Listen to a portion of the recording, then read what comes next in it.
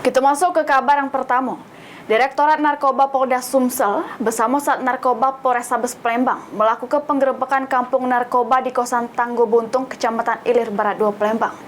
Dari penggerebekan tersebut, 5 wong diamankan beserta barang bukti alat hisap sabu serta sejumlah paket kecil narkoba.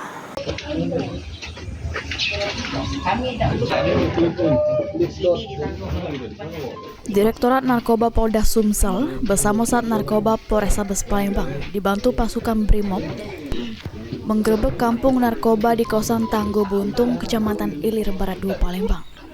Juru penggerebekan ini sekitar 100 petugas kepolisian bersama Brimob bersenjata lengkap melakukan penyisiran di lorong Jambu sama lorong Sailun di kawasan Tangguh Buntung yang dicurigai jadi tempat peredaran narkoba.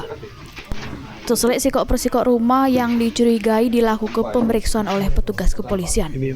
Wadir Narkoba Polda Sumsel AKBP Harisandi ngungkapke, juru penggerebekan petugas ngaman ke 5 wong, sikok diantaranya betinol beserta barang bukti alat hisap sabu, sama sejumlah paket kecil narkoba jenis sabu yang diantaranya paket bekas bakaran diduga untuk ngilang ke barang bukti. Selanjutnya ke 5 wong ini dibawa ke Mapol Restabes Palembang guna jalani pemeriksaan sama tes urin.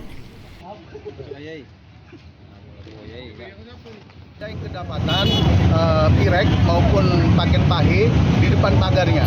Jadi yang di dalam rumahnya kita akan laksanakan tes urin. Berapa TKP tadi kemudian? Ada 3 TKP.